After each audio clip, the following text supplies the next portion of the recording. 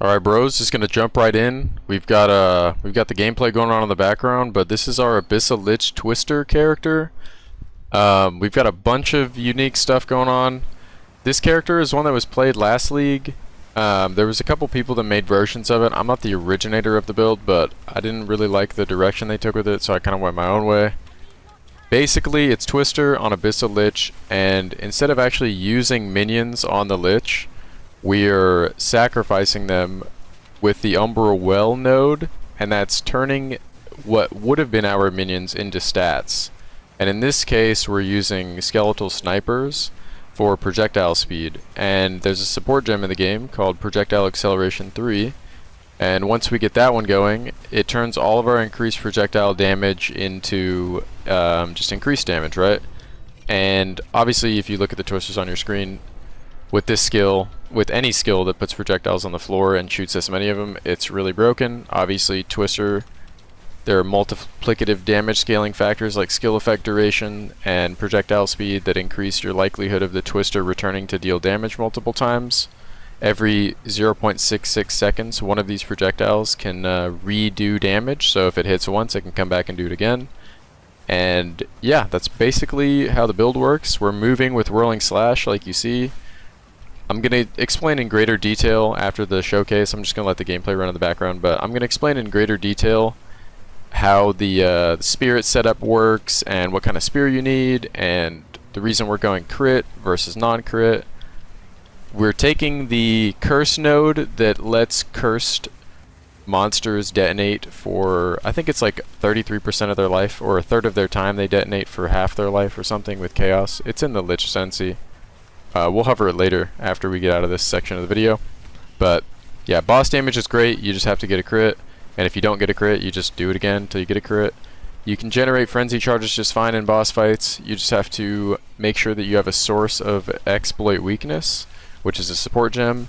We put it in our Herald of Thunder, and you can also throw it in your Whirling Slash, and every time you hit the boss and break his armor, or hit a monster and break their armor, you can deal damage with your skill that has exploit weakness, and you can reapply their armor to them, and that means that you can generate another frenzy charge.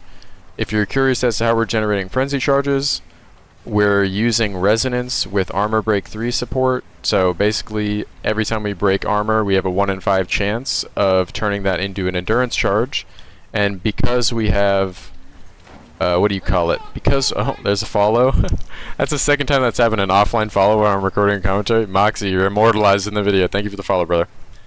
Basically, we're taking the endurance charge that we would have gotten from the armor break, and we're converting it into a frenzy charge. And we take fervor, so we have extra frenzy charges, and those obviously work with barrage and salvo and the twister, and that's how we're getting so many twisters out. So if you look here, this is just an unholy amount of twisters. Obviously, the smaller the area that you're fighting in, the more effective they are, the more likely they are to return and deal damage multiple times. Nothing is surviving that. The larger the boss arena, the less damage the skill does. Unfortunately, that's just how it works. That's the only drawback. You're going to see here that he's got DR, and we don't get a crit with this first attack, and the damage is alright, and then we get a crit right after, and he's just immediately dead. That's pretty much how every boss fight goes. I'm going to give you a pro tip now that the commentary is done about how we can maximize our single target damage, but yeah, we're just going to go straight into the explaining how the build works, and yeah, enjoy. Alright bros, we're back. You were listening to a past version of me. This is right after we done the map, but yeah, basically we're using Sacred Flame. You don't need this. In fact, you can use any of the Palm Scepters while you're trying to get the character online. I think I've got one in a quad tab somewhere, so you know what I'm talking about. You guys know what Palm Scepters are. The ones that give you a... Which tab is this in? I'm going crazy trying to find this. Right here. Holy. Any of these work. If you don't want to worry about having to problem solve for your reses later, if you notice when I weapon swap, my fire res is overcapped on my Sacred Flame weapon set. When I weapon swap back, I'm undercapped on fire res. You have to be able to cap your reses without your scepter. If you don't want to worry about this, you can just weapon swap and start with a fire palm scepter, not the palm of the eye, the other one that gives you fire. But if not, just know that you're going to have this problem where it's capped this way. So keep that in mind. But Sacred Flame is only about 5 div.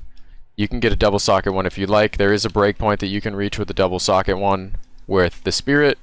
But yeah, this is our offhand. And if you notice the bottom line, enemies in your presence resist elemental damage based on their lowest resistance. So we're using Rakiata's Flow, also not necessary. You could put something like Lightning Pen in here instead of this, and you could alternatively go down here and snag Forces of Nature, which you're connected to.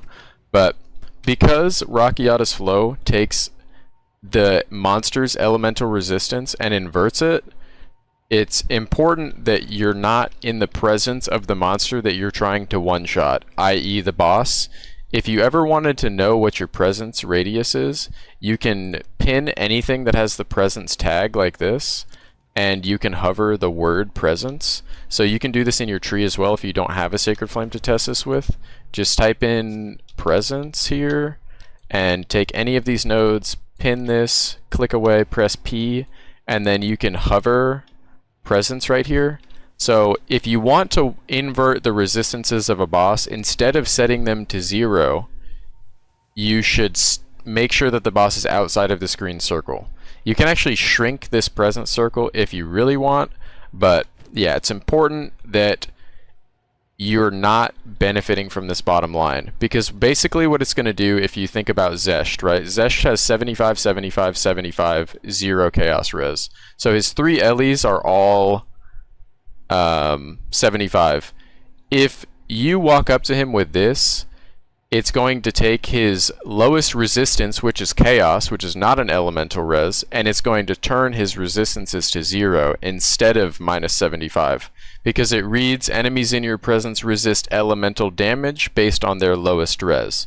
So basically, make sure that the boss is outside of your circle, and you can benefit from Rakiata's Flow.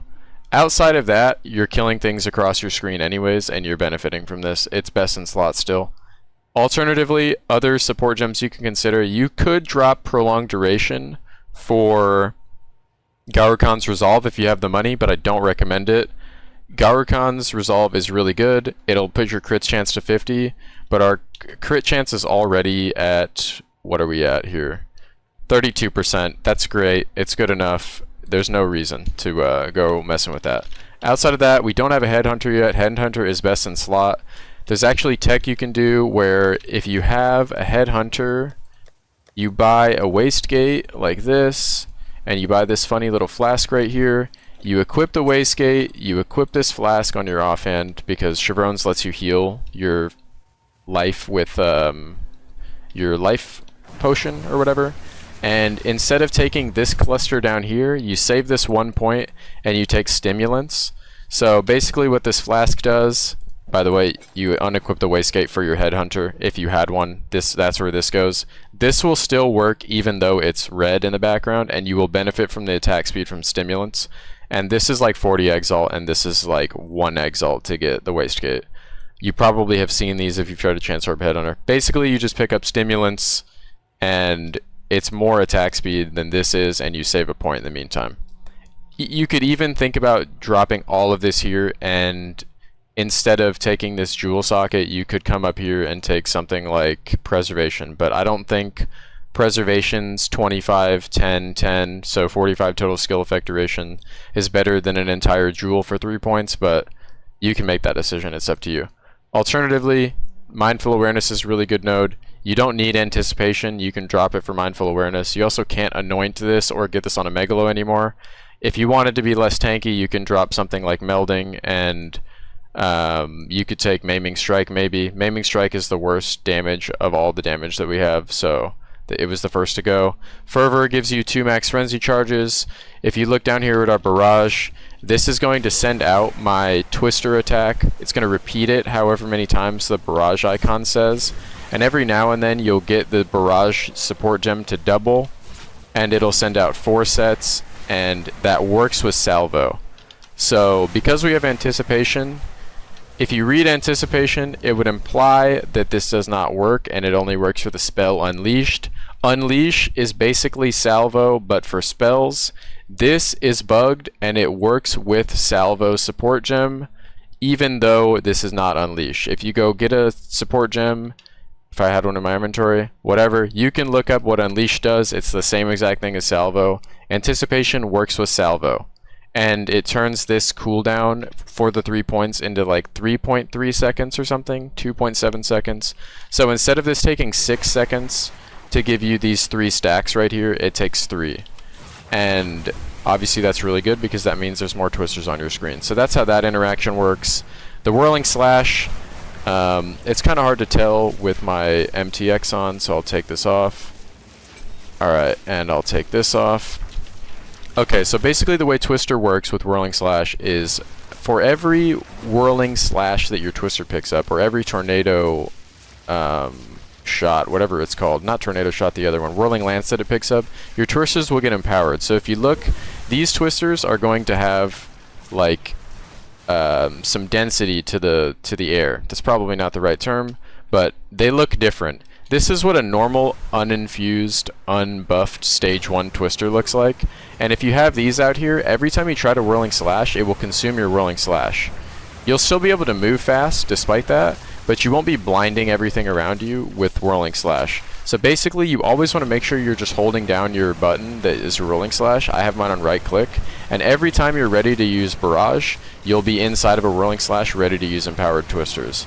If you get in a panic scenario where you're using Twisters like this and you're slowly picking up the Twisters with your Whirling Slash, like in Simulacrum for example, you're going to do significantly less damage because the Twisters directly scale with what level or stage they were when you used them, right?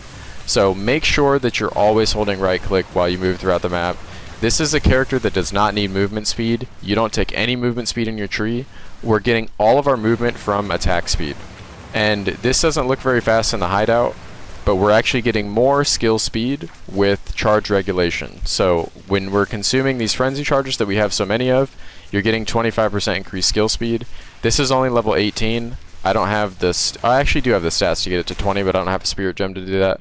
Basically, this works really well because we have Dance with Death. And what Dance with Death does is it takes your offhand, which is the one we're moving with, which is pretty much just a spear with as much attack speed as possible, and it gives a 1.25x multiplier to all of its skill speed. So obviously we're taking acceleration here across from this.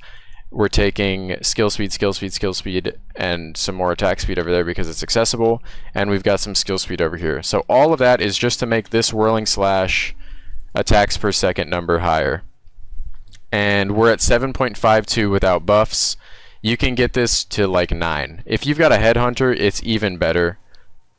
So that's how we're moving around on the character. That's why the character is so fast. And yeah, you only have brief moments of hesitation when you have to press your barrage, but once you press the barrage, you're completely safe because all of these are just imagine a bunch of circles of damage surrounding you at all times that move really fast for no reason, right? Like, really, really overpowered.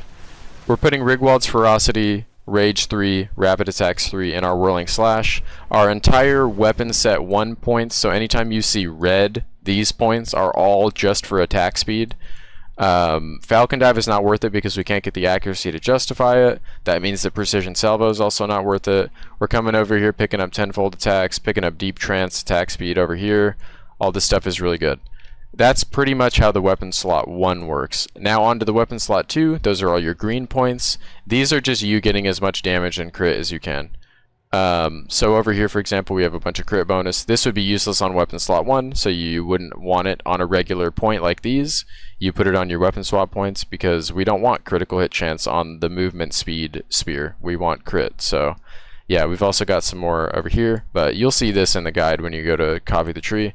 Obviously all the crit over here is on weapon slot 2, the ones that we can afford, and you're just trying to be as efficient as possible with your weapon slot points. Alright, Controlled Metamorphosis, this is like 7 div. Really, really recommend it. Deadly Force, Moment of Truth, Concussive Attack, Wild Storm, Staggering Palm. All of those are accessible because of this jewel. If you imagine that you had a regular jewel slot in here, you cannot access that many notables, and whatever that jewel had on it, it wouldn't be as good as all of these notables for the amount of points that you're spending, right?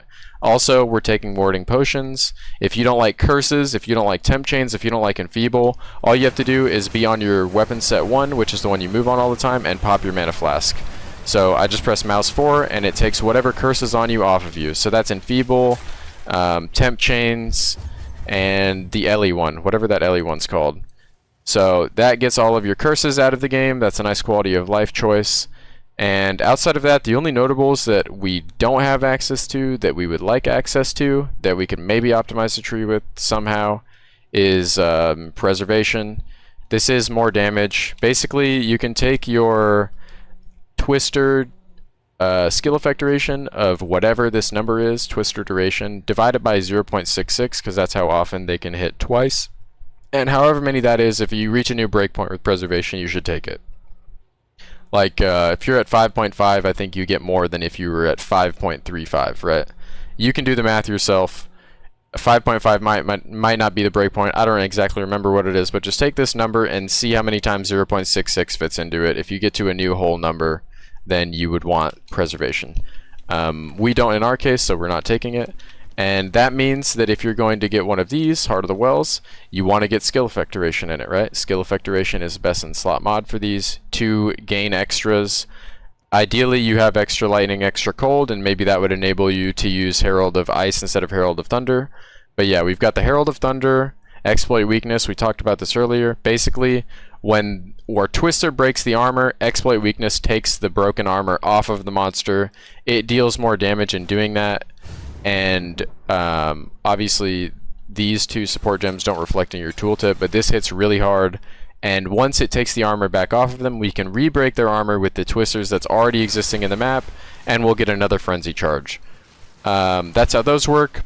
Now we'll get into the Umbra Well stuff, the reason we're playing this Ascendancy. So basically, skeletal minions you create instead grant you Umbral Souls for each minion you would have created. So instead of having a bunch of skeletal snipers running around, we've got Umbra Well, which turns all of those would-be skeletal snipers into projectile speed. So skeletal snipers grant 15% increased projectile speed. We've got 14 of those. So 14 iterations of 15, which is, let's go do the math for you, 14 times 15. We get 210 projectile speed from these 14 guys right here.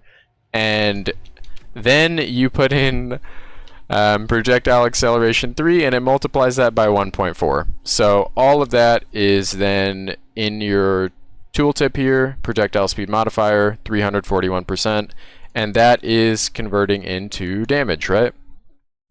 Yeah, pretty broken. You can get projectile speed in your tree as well.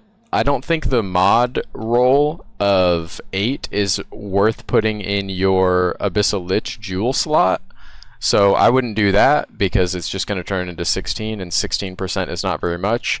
Also, if you were thinking about doing a different sized controlled metamorphosis to get Kite Runner, it's not worth it. Just think about how much damage you're getting from that. It is not worth it. And on our weapon swap, because we don't need the skeletal snipers for projectile speed on our weapon swap, we're using skeletal reavers. And the breakpoint for both of these is 26. So if you can get these to level 26, then you can reach a breakpoint where you go from, for example, if I unequip my helmet, if I had room in my inventory, I would, instead of having 14, I would have 12. And that's with a total spirit of 349. So if I had one less spirit gem in here, I would have 13. And if I didn't have +2 minions in my helmet, I would have 12.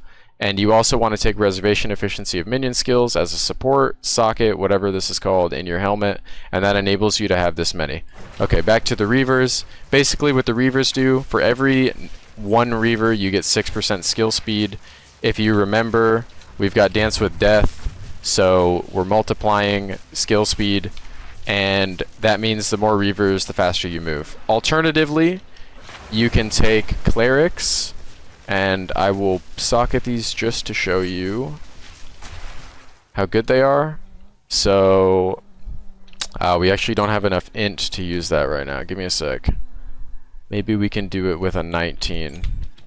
Alright, we can do it with a 19. So instead of getting all the skill speed from the Reavers, which is, you can do the math, but there's 9 of them, 54 skill speed increase, but it's being multiplied by 1.25, and you have other sources, so it's all cumulative. It adds it all up, multiplies by 1.25. That's done at the end of the equation.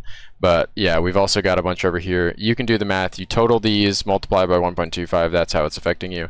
If you don't want to use reavers and you're happy with how fast your character moves, you can actually disable these like this, and then you can take your clerics here and you can put on a bunch of clerics, and what these do, which is really convenient, especially if you've got Headhunter, is, as you notice, this went to level 26 and it gave me access to another minion. If I remove this, I won't be able to get 14 again. I can only get 13.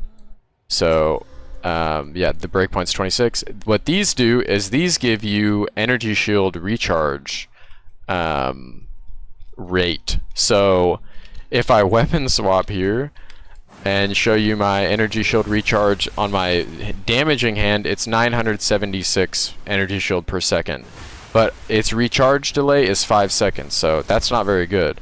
But if I weapon swap here, I actually get 4,138 energy shield per second. So if you want to be immortal on your weapon swap, you look for sources of energy shield recharge delay, and you can actually get those on sapphires, on the suffixes, and you can get a really, really good one over here with convalescence. On our other character with this setup, we had this down to 1.44 seconds, and every 1.44 seconds we would be recovering 8,188 energy shield per second. So if you want to go the clerics route on offhand, they are really good as well. It's a defensive layer. You just have to change the tree around, make sure you pick up convalescence, and make sure your sapphires have energy shield recharge, faster start of energy shield recharge. Like if you get a jewel that's got a max roll of that and you put it in here and you take convalescence, it's really, really, really quick that you get your energy shield back. So basically you just take a bunch of damage and then you just run around for a sec until you get all your energy shield back. Once you don't have a Chevron satchel, that's probably best in slot or some combination of these and these. But yeah, if you're not familiar with Chevron satchel, basically it lets you take your life flask and heal your energy shield. So if you're watching through the gameplay, we just get like crazy spikes of energy shield back. Really broken until you get a Headhunter. It's also like less than a div, maybe 2 divs, something like that. They're probably going up in price, but you just need to make sure that your flask has the seething tag. So the prefix for amount, 50% reduced amount recovered, instant recovery, the seething tag is that flask. Make sure you quality it up. Make sure that you get increased charges, and your Act 4, yeah, your Act 4 reward in the prison, if I can find it, prison, should be increased life recovery from flasks. Make sure you take that, and you're good to go. You'll heal a ridiculous amount of life every time you spam your button, and you pretty much will never die on this character. But outside of that, I'll go over quickly. We'll talk about the curse. The curse, we just put this on top of abyss holes. And yeah, we use Rupture the Flesh. Cursed enemies killed by you or allies in your presence have a 33% chance to explode, dealing a quarter of their max life as phys. So basically you just put one of these or 2 of these over an abyss hole and you kill everything and they just blow up, and they deal a quarter of their life to each other. Obviously this is really good for Abyss because they periodically spawn, and the supports in that are efficiency, so it doesn't cost you a billion mana. Cursed Ground, so it stays on the Abyss and you don't have to recast it. Hex Bloom, because when you kill one monster he'll spread it to the other ones, and this is important because they don't all spawn at once, so you want to make sure that the new ones that are spawning are getting hit by the curse as well, so that they can detonate, and then you just put in rapid casting to make it as quick as possible. But you get these down so fast you don't even notice. The cast time on it is 0.34 seconds. Vulnerability is better than the other ones. The elemental one is bad because we've got Rockiatas. We don't want to lower their resistances because then we benefit less from it. And Enfeeble and Temp Chains are bad because vulnerability increases the probability that you break their armor and generate frenzy charges. So there's a circular thing happening there where you lower their armor, and then when you go to armor break them, they have very little because this is additive, and then that means that your probability of getting armor break to go off is greater, right? Because you're breaking armor before you kill things. Awesome. So that explains that. And we make sure that we have, I'll go from top to bottom. Whirling Slash is going to be on weapon set 1. Twister is going to be on weapon set 2. Herald of Thunder is on weapon set 2. Vulnerability is on 1. Barrage is on 1. Charge Regulation is on 1 only. Skeletal Snipers are only on 2. And then Reavers, if you're doing the Reaver tech, are only on 1. And if you're not doing the Reavers and you're doing the Clerics, they're on 1. You can mix and match these two as well. I prefer the Reavers right now because I have Chevron Satchel. So we'll just take this out and I'll put my Reavers back on. But if you don't click them from this window like this and you click them from this window, it will apply to both weapon sets, so keep that in mind. Outside of that, Purity of Fire still has the silly bug where you can just put free spirit stuff in here. Ignite this league is really bad. I would throw in Ignite Duration. Herbalism is insanely good because it takes your life flask and it gives you increased recovery. Obviously that works for Chevron Satchel, that's really good. You don't really need Clarity, but throw in Clarity. I'm pretty sure there's a better Herbalism than one. I could definitely just slot that in. If you have enough strength in Whirling Slash, you should put in something like Knockback. Knockback will just move them away from you. You can also throw in Maim. You guys probably have Perfect Jeweler's Orbs, you throw that in there. Make sure you get Rigwalds, and it's important that your Whirling Slash is on 1 and not 2, and all of your attack speed stuff is on 1 and not 2. And that's because Rigwalds gives you 30% increased attack speed if used in weapon set 1. Okay, that's pretty much everything I can think of. Now I'm just going to talk about the gear. So, yeah, this is the spear. We crafted this ourselves. Basically, you just want to find... I'm just going to explain the entire craft top to bottom. You're going to take flying spears off of trade that have crit chance that are missing 2 mods, and you're going to try to fracture critical hit chance on the spear. There is a way to turn the fracture into a 1 in 3 chance instead of a 1 in 4 with the essence of, what is this one called? Essence of the Abyss. There's a way to do that. I didn't do that. I just bought a bunch of spears with 4 mods and slammed fracturing orbs into them. Where are those at? Just so I can show you my duds. I whiffed. These are not that expensive. They're less than like a div. I got most of them for between 10 and 15x.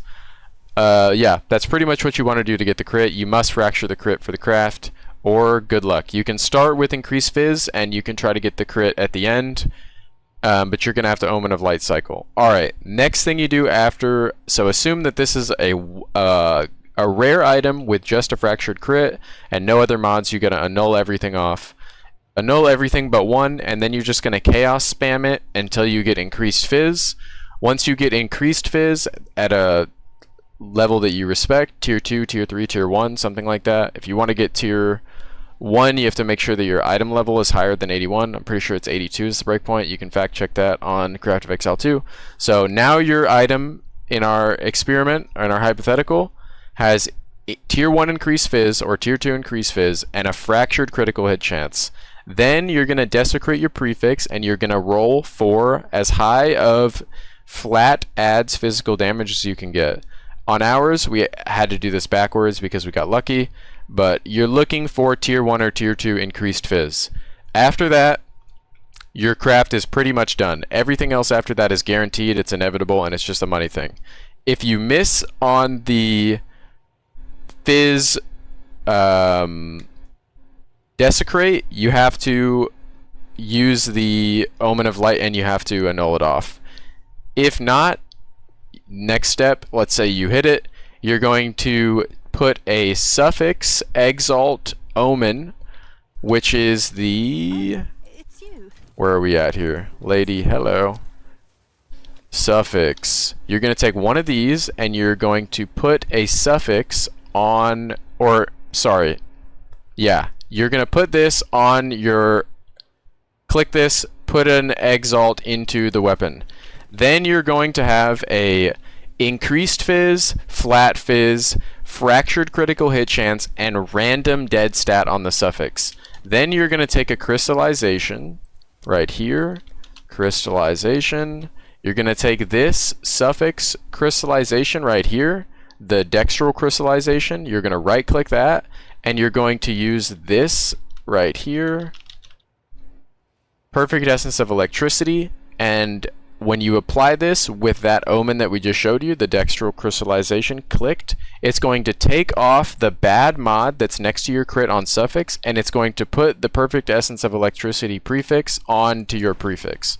So then you're done. And after that, you're basically just going to double slam exalt into your suffix. So your suffixes are filled with terrible mods, and you're going to get this guy right here, this haste one, and you're going to get this guy right here, the battle one, and the battle's more expensive, so you might start with that first, and you're just going to put the battle into the item, regular, cold turkey, and it's going to snap off whatever garbage mods are down here, and it's going to try to put on attack skills. Every now and then you're going to slap off the previous one that you put on. Your haste aura is going to take off your battle essence. You just have to do that over and over and over. You will always have a mod to take from, and you just pretty much have to buy those until it hits, and yeah, it's a 50-50. And you can't brick your craft once your prefixes are done.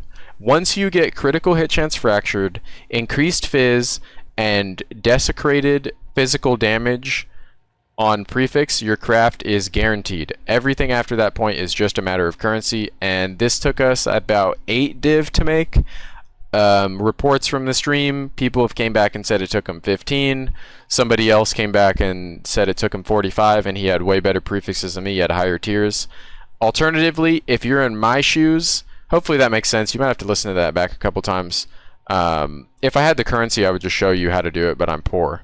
So, alternatively, we got a tier 1 phys mod, and what you should do if you get a tier 1 phys mod instead of a tier 1 increased phys mod is immediately get a prefix omen and prefix desecrate your item and just go to the well and see what it would have given you. If you're lucky and you get increased phys, you immediately take it because your prefixes are now solved for, you're done. If you're not lucky, you just annul it off and yeah, start your exalt slam over again and hit the chaos cycle until you get increased phys. It's much easier to chaos increased phys than it is to desecrate increased phys. You will go poor, go broke trying to desecrate increased phys. You want to start with crit and you want to get increased phys second. That is the easiest, cheapest way to do it. Alternatively, you could do the opposite and you could start with an increased phys fracture and you could try to chaos for critical hit chance, but I don't know how to do that craft because the whole thing is backwards, so you'd have to figure that one out on your own. Some people also try to desecrate for crit in the end, but yeah, that's how you craft your main weapon. These don't exist on trade right now. There are a couple, but the viewers are using them. Maybe they sell them to you, who knows. Don't know how to craft the Ami. The helmet, you want +2 minion skills on it so you can reach a breakpoint, and a spirit corrupt is nice. You don't need more than 25. I think the lowest roll helmet will still reach your next breakpoint. Double res on there. This character doesn't run rarity. Eventually we're going to swap these rings out for negative rarity Ventur's Gambles. So yeah, just get flat damage over here, flat damage over here, resistances. We are not running rarity on my character, and all we're doing is slamming white bases off the ground and selling them for div. So I'll go ahead and show you that we're profiting off of that. Blue items are selling for 23 div. Yeah, that's pretty much all we're doing. And yeah, 1 div, 2 div here, 3 div there, random, whatever. Besides the point. Spirit on the chest, spirit on the Ami, mandatory. You want an Ami that looks something like this, or instead of flat to maximum energy shield, something like glob defenses is really good. This base is terrible. Lord of Horrors Anoint is mandatory unless you can get this on a Megalo, but we don't have room in the build for a Megalo in my opinion. So unless you get a god tier Megalo, which gives you reservation efficiency of minion skills, you're going to be anointing Lord of Horrors. Lucky for us though, Anticipation, which was our old anoint, is right here, so we don't need to do that anymore. Wake of Destruction puts shocked ground under you. That's how my twisters are lightning infused. There is a fire version of these boots that put burning ground under you. They are objectively worse in my opinion because you want to apply shock to your monsters, especially your bosses. Flat damage over here. When we have the money, we're going to roll this accuracy off into flat damage. I don't think increased effect of socketables is good anymore. It's 60%. It turns an 8 into a 12, which is like whatever. And also you can't use 2 of those in it anyways, so we're taking a res on our gloves now, which is kind of sacrilegious, but what can you do? And eventually we'll put a talisman in here if when I don't have cold res problems when I get a new ring. But yeah, so 4% attack speed is not worth a suffix. You should just take a res instead of the Essence of Horror. But that's the gloves. The boots, like I said, these are like 1 exalt. If you can get one with a corrupted res, it'll help you a lot. That's better than 2 sockets. I can explain how to craft the weapon swap spear if you don't want to buy a sky sliver, but do not get a second socket on your helmet. There's no use for it. Make sure you get a spirit corrupt. It's much better. And yeah, the rings are just flat damage and res. Nothing crazy there. You guys can see all the gear. Sacred Flame, the higher roll this top line is, the more important. Obviously that just does more damage. Purity of Fire at level 20 will give you a 5th socket, which gives you another gem if you're interested in that. But yeah, you either want double socket or you want a spirit corrupt. The spirit corrupt doesn't actually get you to a new breakpoint with my setup, but if you get a helmet suffix that gives you increased reservation efficiency of minion skills from a desecrate, if you wanted to craft that, you will get another set of little burgers down here. So the objective best in slot for the helmet is minion skills, increase reservation efficiency of minion skills, and a res for suffix. So keep that in mind. We don't have the money for that though. Outside of that, yeah, the chest needs spirit and as much energy shield as you can get. If you can get triple res on it, that's good, because that enables you to get the best in slot helmet, which doesn't exist yet, by the way, but somebody can craft it. And yeah, the jewels, really straightforward. I kind of already showed them. Just take a bunch of damage. Take this because you need it. Nothing's better than one of these. Take one of those. Double extra on those. And then I'm just getting energy shield and a bunch of sapphires. A bunch of attack speed. But yeah, in here, we're getting 40% increased max energy shield with 36 crit bonus, ailment threshold, and magnitude of shock. In a perfect world, this is not ailment threshold from max energy shield, it's stun threshold from max energy shield, but what can you do? We don't have the money yet. And yeah, make sure that on abyss holes you're using your curse for rupture the flesh, and I just throw down 2 of them. And I only use this on Abyss. I don't use this. Sometimes I'll use it in a boss room if I remember, but it's really not important.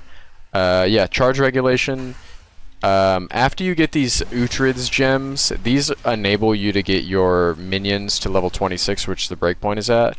You can actually get another one and put it in charge regulation. Usually you do this, and then you get Uhtred's Omen for this guy, and then you talk to this lady, and you get the other Uhtred's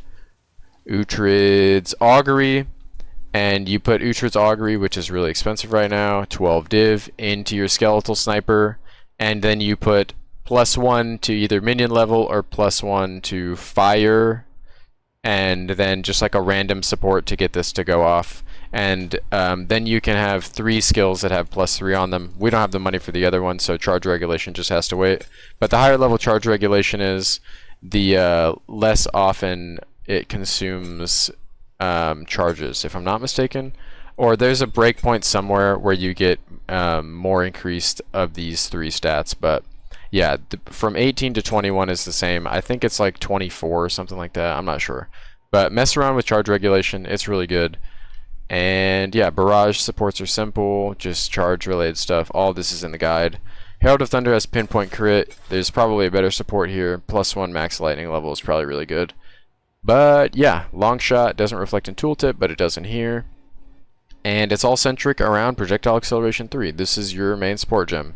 Without this, your character does no damage, so keep that in mind. And somehow my snipers are disabled and I don't do any damage now. But I guess this is a learning experience. 42,000 damage on Twister without the snipers. And with the snipers, we pretty much, yeah, like 1.5x the tooltip. That is just disgusting.